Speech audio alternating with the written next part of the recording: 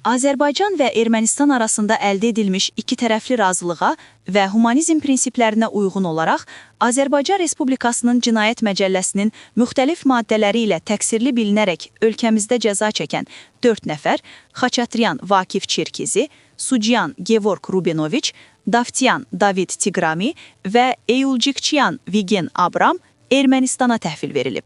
Bu addım obyektiv səbəbləri haqda məlumat yayılsa da, sosial mediada aparılan müzakirələrdə hazırda məhkəmə prosesi aparılan şəxslərin də sonda Ermənistana təhvil veriləcəyi ehtimalını irəli sürüblər. Global Info.da az məlumat verir ki, APA-nın hakimiyyətdəki mənbələrindən əldə etdiyi məlumata görə belə ehtimal yoxdur. Bu ehtimallar illüziyadır.